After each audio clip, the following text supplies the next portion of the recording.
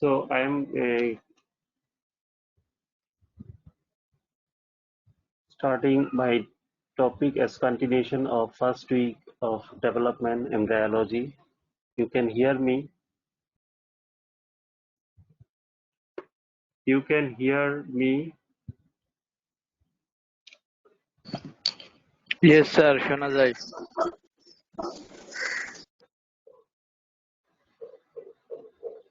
বলে যাব? জি sir, continue করতে পারেন। Okay. So my topic about first week of development. So in the last class I say about the uh, fertilization, phases of fertilization and results of fertilization. So this fertilization, actually before fertilization ovulation takes place in the ovary and spermatogenesis takes place in the testes. So in last class I say about fertilization. After fertilization, actually fusion of male and female gamete takes place, form a gonad, form a zygote, and for forming that, three phases are there, and ultimately, and I describe about the results of fertilizations. But today I will say about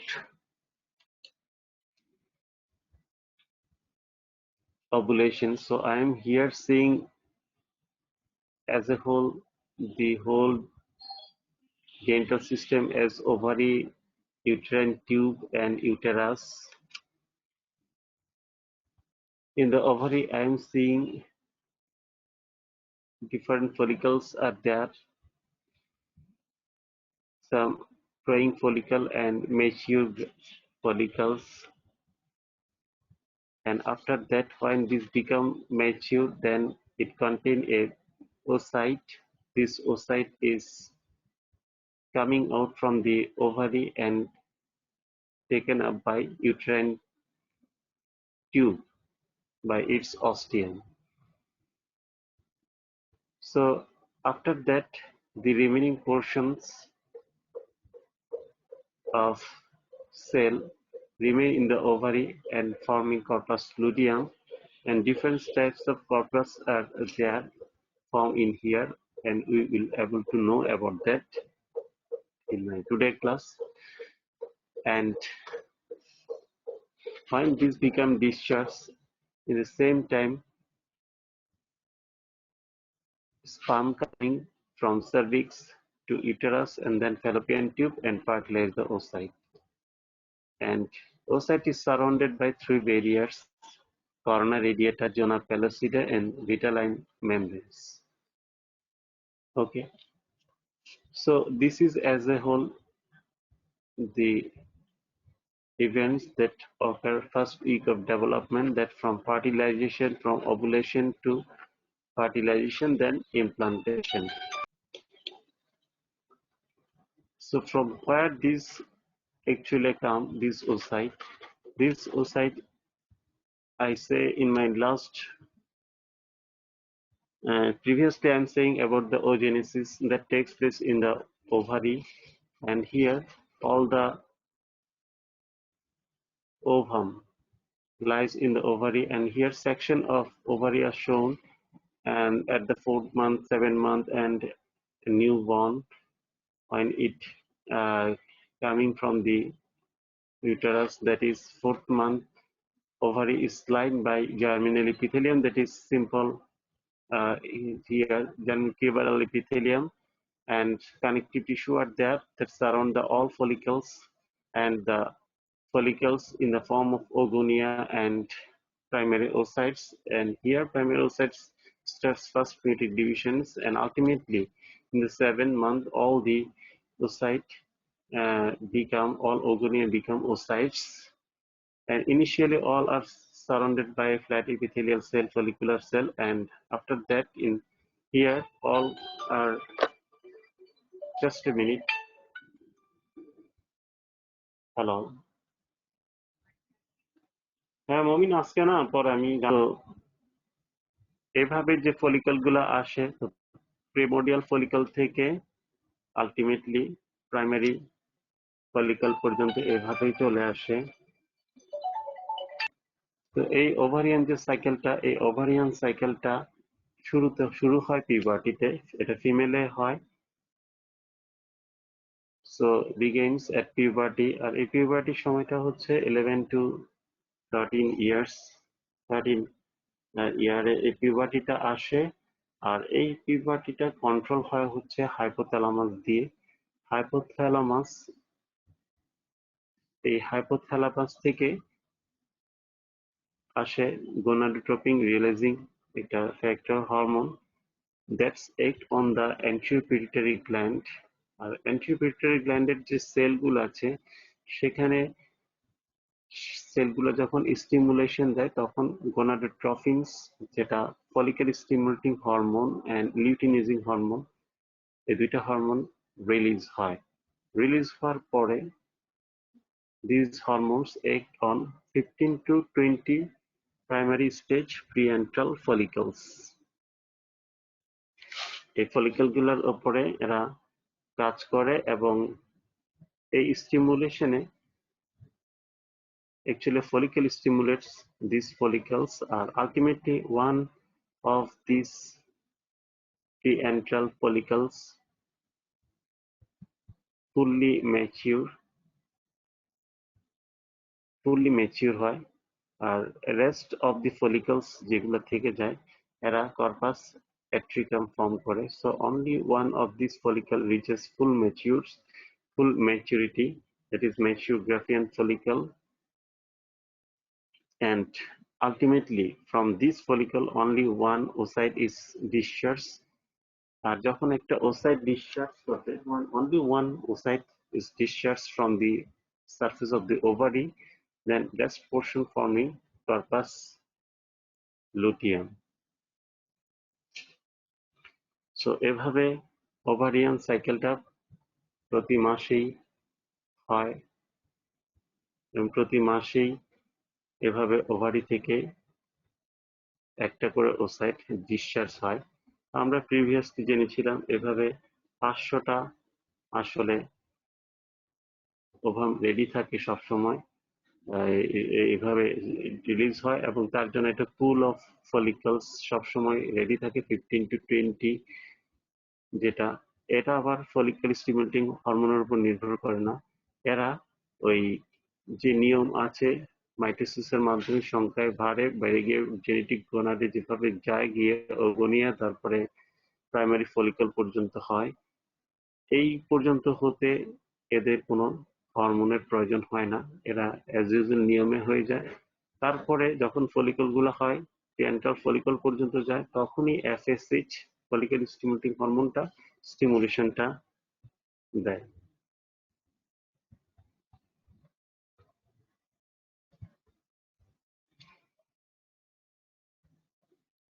তো এভাবে follicle গুলা প্রথমে ওভারিতে থাকে, ovary থেকে তারপরে এরা surface থেকে বের হয়ে আসে। তো এভাবে একটা ম্যাচিউর গ্রাফিয়ান ফলিকলের মধ্যে যেটা থাকে যে ইনার সেলগুলা ফর্ম করে ইনার থেকে ইন্টারনা, আর বাইরের সেলগুলা প্রলিফারেট হয় গ্র্যানুলোসাস সেল প্রডিউস করে। এই থেকে ইন্টারনা আর granulosa cell ultimately when it is formed it produce hormone estrogen production. So এই ইস্ট্রোজেনটা আসে এটা থেকে। সো এভাবে ইস্ট্রোজেন আসার পরে এই ইস্ট্রোজেনটা কাজ করে হচ্ছে ইউটেরাসের উপরে, সার্ভিক্সের উপরে, আর হচ্ছে পিটুইটারি গ্ল্যান্ডের উপরে। তো তিনটা জায়গায় কাজ করে। ইউটেরাসের মধ্যে কি করে, ইউটেরাসের যে সবচেয়ে ভিতরের যে ইনার লেয়ার আছে যেটাকে ইউটেরাইন এন্ডোমেট্রিয়ামটা বলা হয়, ইউটেরাইন যে এন্ডোমেট্রিয়াম, আমরা জানি ইউটেরাসে তিনটা লেয়ার আছে, এন্ডোমেট্রিয়াম, মায়োমেট্রিয়াম এন্ড পেরিমেট্রিয়াম। সবচেয়ে ভিতরে যে ইনার এন্ডোমেট্রিয়াম যেটার লাইনিং এপিথেলিয়াম কলামনার ইপিথেলিয়াম থাকে, সেই এন্ডোমেট্রিয়ামটা তখন এই সিক্রেশন দিয়ে ইস্ট্রোজেনের কারণে এটা ফলিকুলার ফেজে যায়, যেটাকে আমরা প্রলিফারেটিভ ফেজও বলি। জাস্ট ইউটেরাসটা থিকেন হতে থাকে। তারপরে একই সময়ে সার্ভাইকাল যে মিউকোসার যে সিক্রেশনটা, এটা থিনিং হবে, কারণ ইট অ্যালোজ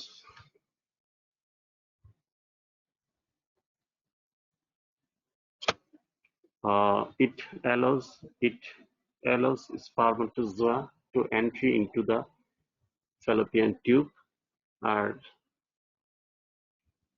এই estrogen it causes stimulation of the anterior lobe of the pituitary gland. So anterior lobe of the pituitary gland is stimulated to secrete much more luteinizing hormone, আর ওই সময় এটার কারণেই ঠিক মিডল অফ দ্য সাইকেলে কি হবে, luteinising hormone যখন বেড়ে যাবে তখন এই এটাকে বলা হয় LH surge. So LH surge যখন হবে তখন আবার দেখা যাবে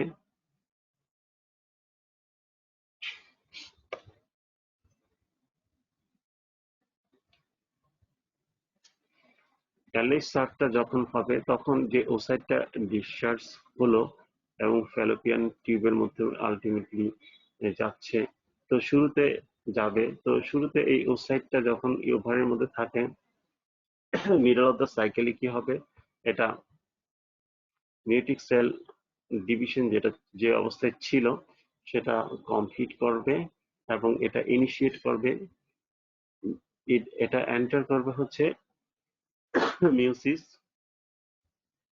2 তে। So oocyte complete meiotic 1 division and entry into the meiotic 2 cell division, but it lies within that in the metaphase of diplotin phase. তো এটা মেটাফেজের মধ্যে থেকে যাবে, আর ঠিক একই সাথে সাথে এর চারপাশে যে সাপোর্টিং সেলগুলো ছিল সেই স্ট্রমাল সেল,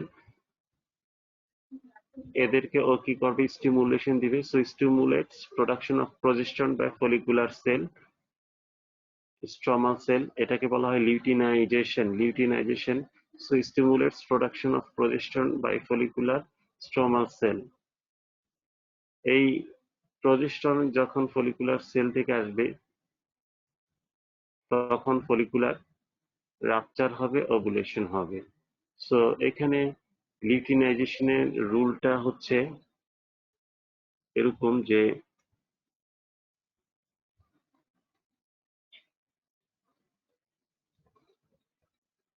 এই ওভুলেশনটা হচ্ছে যখন হয় তখন এই ওভুলেশনের কারণটা হচ্ছে যখন এলএইচ সার্চ হয় একই সময় মিডল অফ দ্য সাইকেলে, তখন সেকেন্ডারি ফলিকল যেটা ডেভেলপ হলো due to follicle stimulating hormone and luteinizing hormone, আর এই এলএইচ সার্চের কারণে প্রত্যেকটা ফলিকলের চারপাশে যে কোলাজেন ফাইবার গুলা ছিল এই কোলাজেন ফাইবার গুলা কি হবে, ডাইজেশন হয়ে যাবে, আর একই সময় প্রোস্টাগ্ল্যান্ডিন লেভেলটা ইনক্রিজ করবে। আর যখন প্রোস্টাগ্ল্যান্ডিন লেভেলটা ইনক্রিজ করবে তখন লোকাল মাসকুলার কন্ট্রাকশন হবে ওভারিয়ান ওয়ালের মধ্যে, এবং এই লোকাল মাসকুলার কন্ট্রাকশন আর কোলাজেন ফাইবার ডাইজেশন সব মিলিয়ে এবং একই সাথে ম্যাচিউর যে গ্রাফিয়ান ফলিকলটা সেটা যখন ওভারির সারফেসে আসবে তখন এখান থেকে এটার প্রেসারে কন্ট্রাকশনের কারণে এটা ওসাইটটা কি হবে, ওই যে ম্যাচিউর সেকেন্ডারি যে ফলিকল এটার ভেতর থেকে আলটিমেটলি ওভারির ওয়াল ভেদ করে সেটা বের হয়ে আসবে এবং ওভুলেশন হবে। সো ওভুলেশন হচ্ছে একটা প্রসেস তাহলে। So discharge of the oocyte, mature oocyte from the ovum is called ovulation. So এইভাবে ওভুলেশনের ডেফিনেশনটা আমরা বলতে পারি। তাহলে এই যে ওভুলেশনটা হলো, এই ওভুলেশনটা তাহলে যদি আমরা যাই একটা গ্ল্যান্স, সো এই ওভুলেশনটা তাহলে হলো হচ্ছে এই ওভুলেশনের সাথে রিলেটেড হচ্ছে ওভারিয়ান সাইকেল। তাহলে প্রত্যেক মাসেই female passes a sexual cycle that begins at puberty, and this is controlled by hypothalamus, and the hypothalamus gives gonadotropin releasing hormone. So at a glance, if we see a figure, so that's shows in here. So the follicles are maturation of follicles. So here primordial follicles, then mature Graafian follicles are there. So a FSH follicle stimulating hormone acts on the primordial follicle to form the secondary follicle, because all follicles have receptor for this hormones, so it is sensitive to that, and this helps to mature these follicles up to mature Graafian follicles up to here, fourth stage. So at that time it looks like a ring shape. Here oocyte lies on the surface, and all follicular cells surrounding the here in the form of theca interna and granulosa cells. And after that, when oocyte is discharged from here, this is called ovulation. So ovulation is the process where oocyte is discharged from the ovary. So after discharge of the oocyte, the remaining portion of the theca interna as well as granulosa cell that lies in the ovary forming the corpus luteum. এই corpus luteumটা ultimately এটা degenerating corpus luteum হয়ে যায় এবং অ্যাট্রিয়াকামও হয়ে যায়। ঠিক আছে, আর এখানে যে হরমোন গুলা কাজ করে, এখানে দেখা যায় ফলিকল স্টিমুলেটিং হরমোন আর লিউটিনাইজিং হরমোন।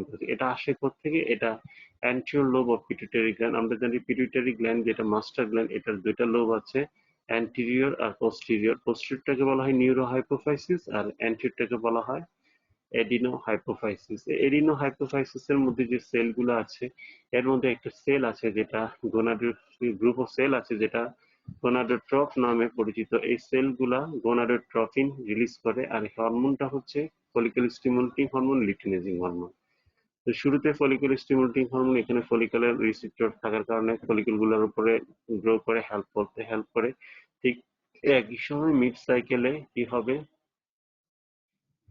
তাহলে এই ফলিকল স্টিমুলেটিং হরমোন আর লিউটিনাইজিং হরমোন ঠিক মিডল সাইকেলে লিউটিনাইজিং হরমোনটা বেড়ে যাবে, বেড়ে গিয়ে যেটা বললাম যে কোলাজেনেস অ্যাক্টিভিটি প্রোস্টাগ্ল্যান্ডিন সিক্রেশন করবে এবং একে ডিসচার্জ করাবে।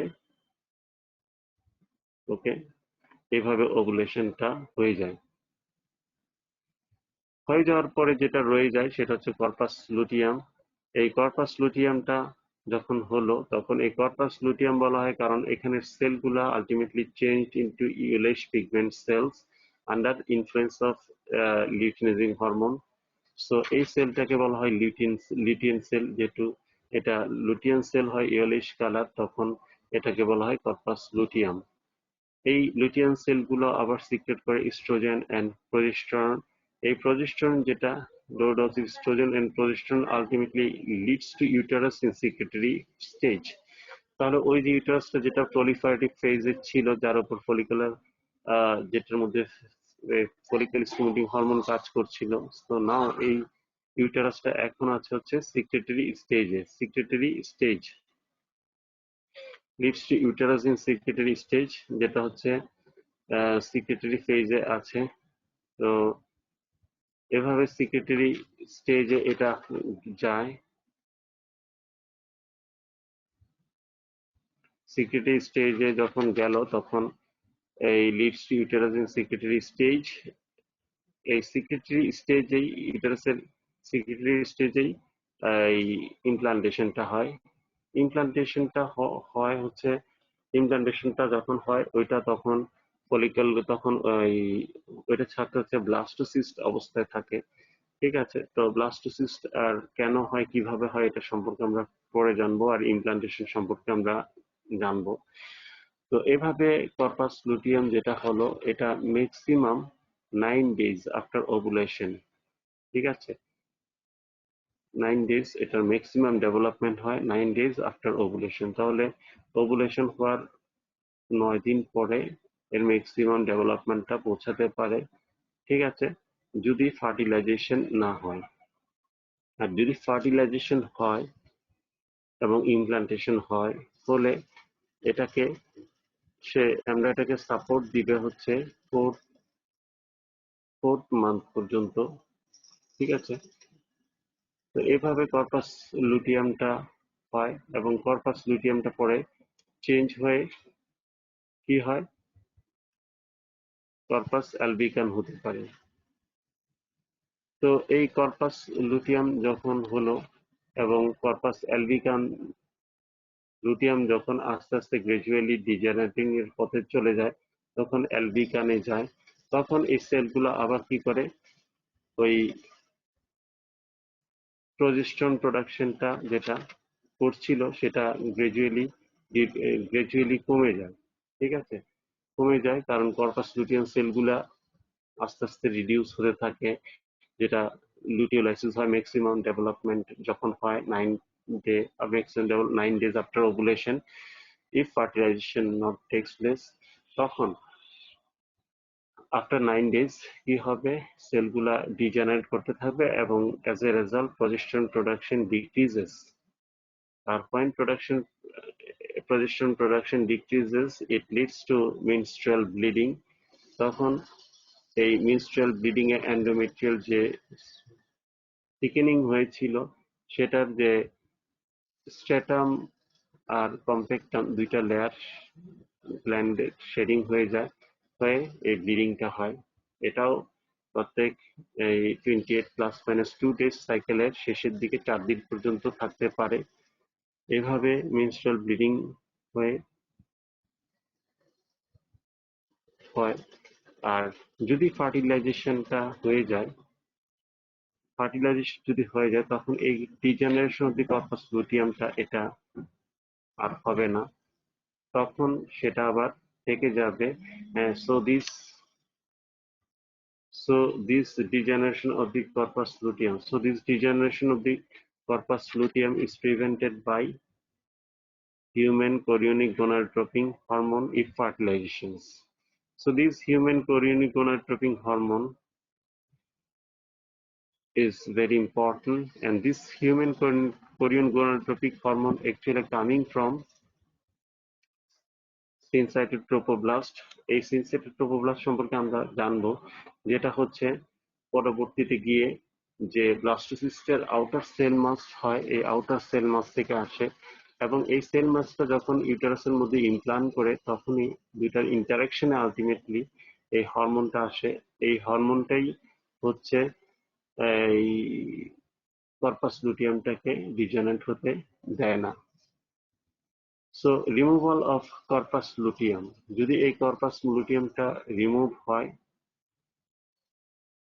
বিফোর 4 মান্থ, তখন এই প্রেগনেন্সিটা কন্টিনিউ হবে না, সব বের হয়ে যাবে। ঠিক আছে, তখন এটাকে বলা হয় abortion. So removal of corpus luteum of pregnancy before 4th month usually leads to abortion. So এই কথাটা খুবই ইম্পর্টেন্ট। সো এই কোয়েশ্চেন আকারে আমরা জিজ্ঞেস করি, so why this 4th month is important, and after 4th month how it maintains. So after 4th month আমরা জানি আফটার 4th month যখন হয়, আফটার 4th month এটা মেনটেন হয় হচ্ছে প্লাসেন্টা দিয়ে। সো এভাবে হিউম্যান কোরিয়ান gonadotropin যেটা সিনথেটিক ট্রোপোব্লাস্ট দিয়ে হলো এবং কন্টিনিউ হলো, এবং তখন ওই কর্পাস লুটিয়ামটাকে তখন বলা হয় কর্পাস লুটিয়াম অফ গ্র্যাভিটেটিস। সো গ্র্যাভিটেরাম বলা হয়। সো এই গ্র্যাভিটেরামটা কন্টিনিউ হয়, অথবা কর্পাস লুটিয়াম অফ প্রেগনেন্সিও বলা হয় ওইটাকে। এই কর্পাস লুটিয়াম অফ প্রেগনেন্সিটা তখন ওই প্রজেস্টেরনটা দেয় এবং সেটা ইউটেরাসের এন্ডোমেট্রিয়ামটাকে মেনটেন করে। সো এভাবে এটা 4th month পর্যন্ত থাকে এবং এটা মেনটেন হয়। তারপরে এই প্রজেস্টেরন সিক্রেশনটা তখন আসতে থাকে হচ্ছে সিনসাইটিক ট্রোফোব্লাস্ট থেকে, যখন প্লাসেন্টা ফর্ম হয়ে যায়। ঠিক আছে, তো তখন আবার ওই এটা থাকে না, তখন প্লাসেন্টা দিয়ে মেনটেন হয়। ঠিক আছে, তো এভাবে ওভুলেশন হওয়ার পরে এই ইমপ্লান্টেশন হয় যখন, তখন এভাবে এটা মেনটেন হয়। তো এখানে আমরা দেখেছিলাম যে ফার্টিলাইজেশন হওয়ার পরে 2 সেল স্টেজ হয়। এই 2 সেল স্টেজ হওয়ার পরে এটা আলটিমেটলি সেলের সংখ্যাগুলো আরো বেড়ে যায়। তো এইভাবে যে সেলের সংখ্যাগুলো বাড়ে, actually a series of mitotic divisions increases the number of cell, but the size of the cell becomes smaller. ঠিক আছে, আর যে প্রসেসে হয় এটাকে বলা হয় cleavage division. Cleavage division, it is called cleavage division because same as mitotic division, cell number increases, but cytoplasm within the cell is decreases, so its name is cleavage. এটা আমরা জিজ্ঞেস করি।